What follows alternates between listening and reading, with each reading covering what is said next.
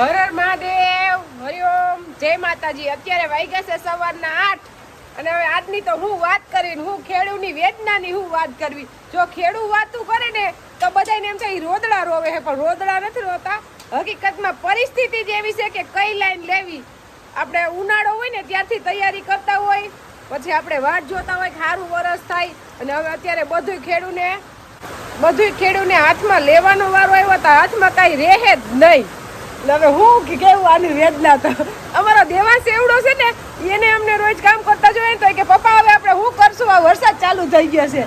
હજી એવડો જ છે, એની બુદ્ધિ વિસરધારણા તો કેટલી હોય, 3.5 વર્ષનો છે, તો એને ખબર પડે કે હવે પપ્પા આપણે શું કરશું, વરસાદ આવ્યો આપણે માંડવીનું શું થાય, કે આપણે તો માંડવી હજી ઉપાડવાની છે, પણ બધાની પરિસ્થિતિની વાત કરવાની। બધાને પાથરા પડ્યા હોય, ઢગલા પડ્યા છે, અને ખેડૂત એટલા સધર નથી કે બધા પાસે ગોડાઉન હોય કે પાથરા તો ગોડાઉનમાં ભરાય નહીં, ને કાગળ લેવામાં વારો નથી આવતો। એટલી કાગળની ખરીદી થઈ કે અત્યારે કાગળ બનાવવા વાળા કંપનીને ઉછાળો આવી ગયો સીધો અત્યારે વરસાદ આવ્યો ને એટલે નહીં ના કેમ ખેડૂતની વેદનાની વાત ન થાય, કારણ કે અત્યારે પરિસ્થિતિ બહુ ભયંકર આવીને ઊભી રહી ગઈ છે।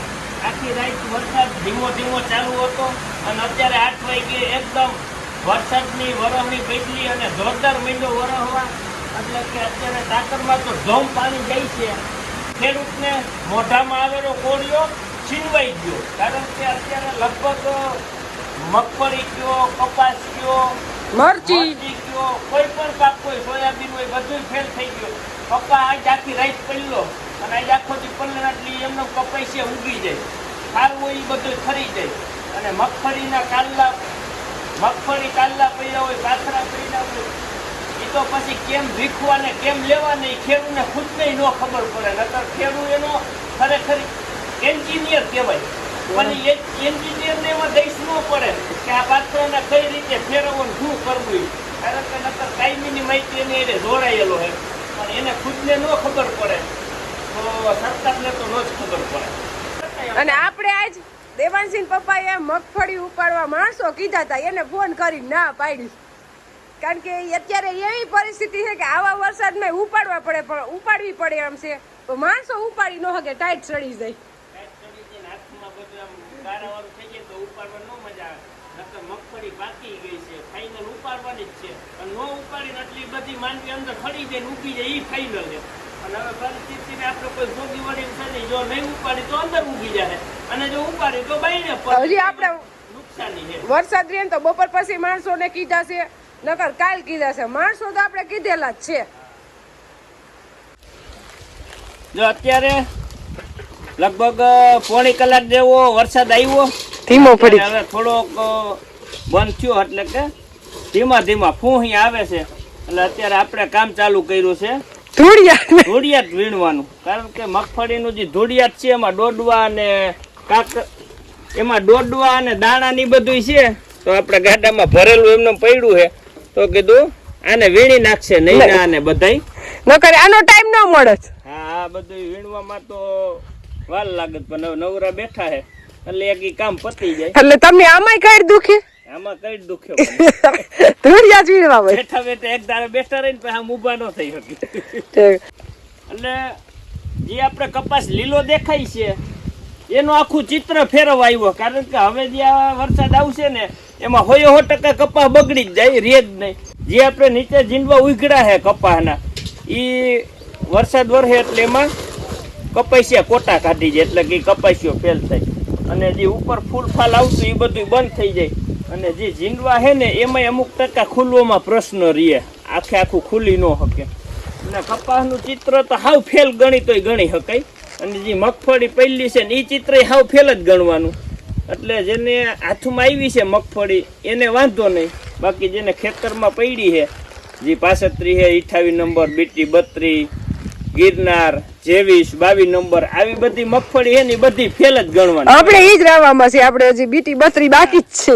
એટલે આ પોરબંદર ડિસ્ટ્રિક્ટમાં અત્યારે જુનાગઢ જિલ્લામાં બહુ મગફળીનું, અને ત્યાં વાવેતર ઈ જ થાય છે, બીજું વાવેતર નથી થતું, મોડી મગફળીનું જ વાવેતર કરે, 22 નંબર ને 23 ને એનું, એટલે એ લોકોને અત્યારે બહુ ભયંકર નુકસાની છે। આપણા વિસ્તારમાં કપાસ ને મગફળી બે છે, એટલે આપણે ભયંકર નુકસાની છે। હા, મરચીમાં તો અત્યારે હાવ પૂરું, કારણ કે એમાં જે મરચા પાકતા હોય ને એ મરચા અત્યારે બગડી જ જાય 100%. વરસાદ થાય ને એટલે એમાં ફૂગ એક્ટિવ થાય એટલે મરચું કારું થઈને બગડી જાય. એટલે આપણે કપા હવે તો બધું જે થાય બીજું આપણે તો કપા ફૂલે એટલા બધા આવતા નથી, જે પાઈકમાં હતું ને થઈ ગયો એવું માની લેવાનું છે. જીનવા થઈ ગયા હે, વાંધો નથી. આપણે જો આ દેખાય જીનવા, ઈ જે આપણા નસીબમાં હતું ઈ જી છે ઈ આ છે. હવે આમાં કઈ સુધારો નહીં થાય, કઈ હવે ફાલે લાગે નહીં, કઈ એ કઈ જો હવે થતા જ નથી, જો ફૂલ જ ન થતા. નો થાય પૂરું જ કહી દીધું, કીધું બગડી જાય એટલે વાત પતી ગઈ ને પછી. હવે આ લીલો દેખાય છે અસલ નાખેર જેવો, થોડોક જ બેગડો છે પણ હવે ઈ બગડી જાય 2-3 દિવસમાં. વાતાવરણ એવું છે, છાંટા તો સતત ચાલુ જ રહે છે, આવા ધીમો ધીમો વરસાદ.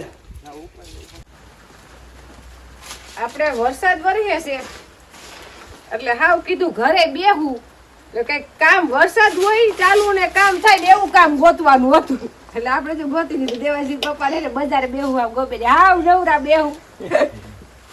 એના કરતા સારું આપણે કામ તો ધોરિયાત વીણવાનું નહોતું, આમ તો આને આપણે કુંડીમાં ધોઈ નાખવાની હતી, એટલે ધૂળ ધોવાઈ જાય અને દાણાને માંડવીને બધું નીકળી જાય. પણ હવે અત્યારે જો ધોઈ તો હુકાવાનો પ્રશ્ન રહે, કારણ કે બધા દાણા ભેજવાળા થઈને ઉગવાનો પ્રશ્ન રહે.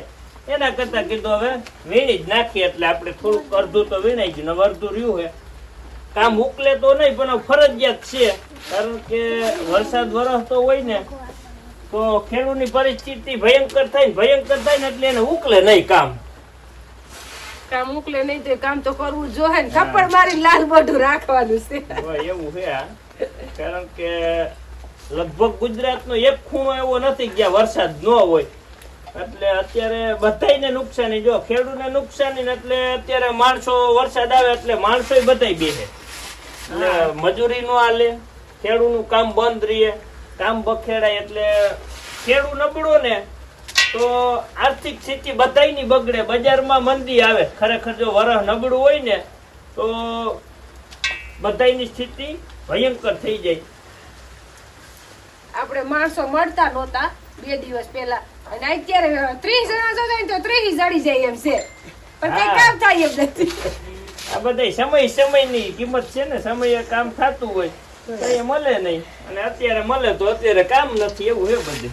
આ તો હું ખોટી ઓલું ઘેરે બેઠા વરસાદ વરે તો ઉપાધિ કરી એને કરતા આમાં જીવ પોરવા હાટું કીધું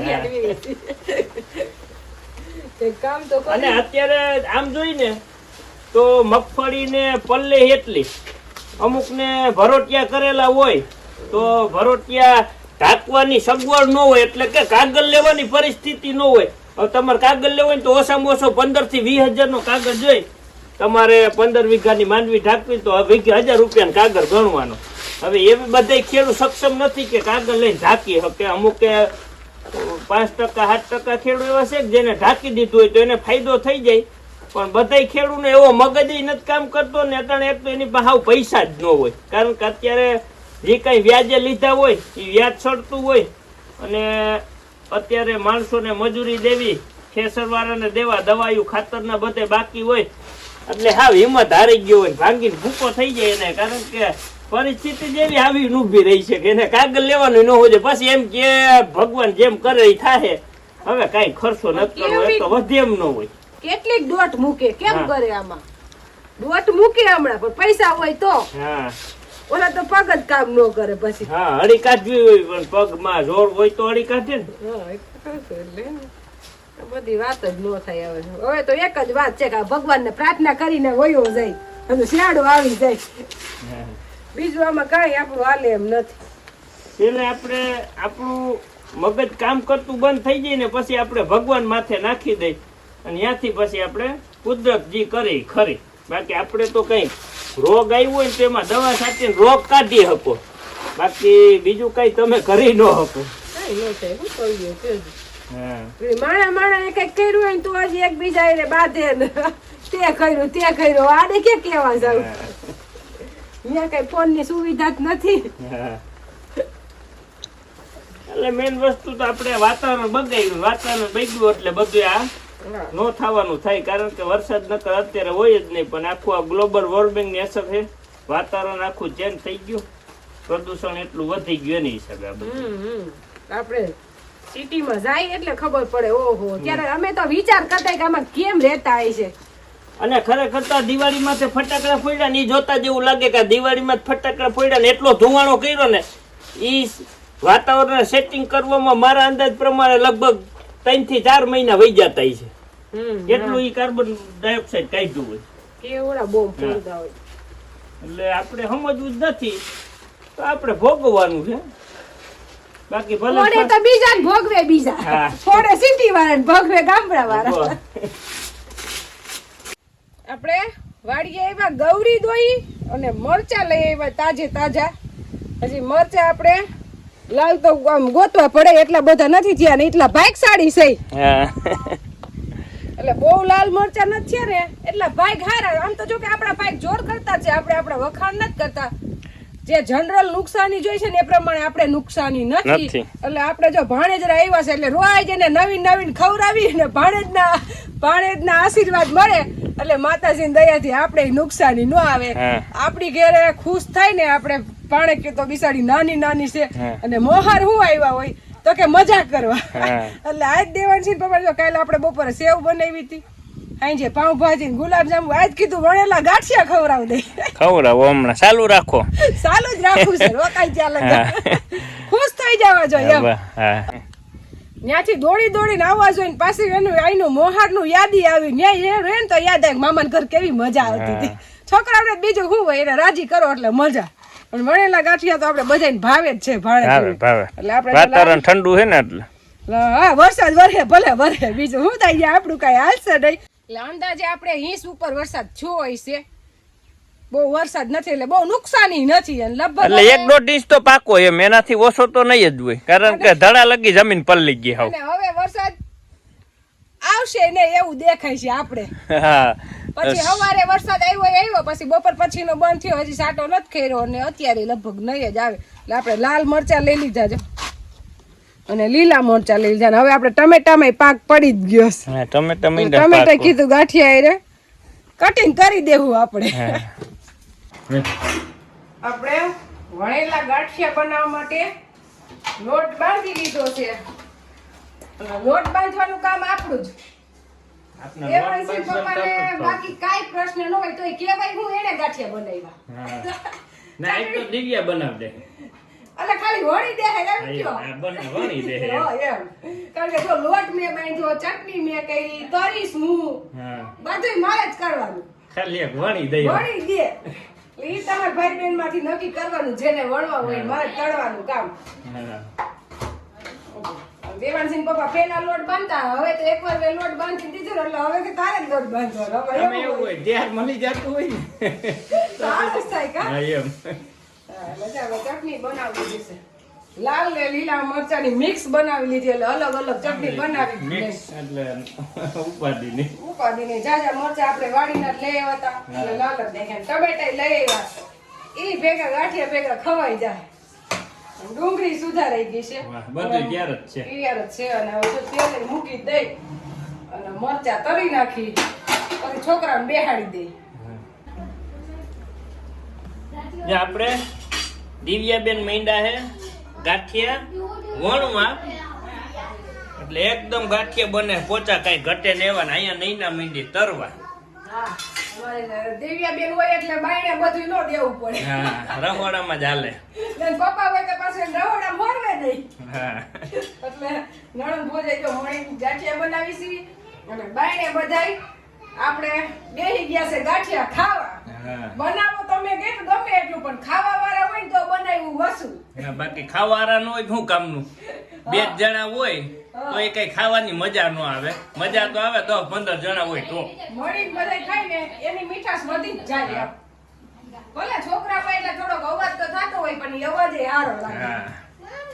હા ભાઈ જો આવતા ઉજે લે લારે ગુલાબજાંબુ ખાવા દે બનાવી દે છે તો નો દીકરો. અને હવે આપણે ગાંઠિયા બને છે. તમે બહાર નહીં ઢૂકા પડે એમાં કઈ ઘટે નહીં. જો ઘરની વસ્તુ તો એકદમ ચોખ્ખું તેલ, આપણે લોટ ને બધું એકદમ સરસ ચોખ્ખું જ હોય એમ.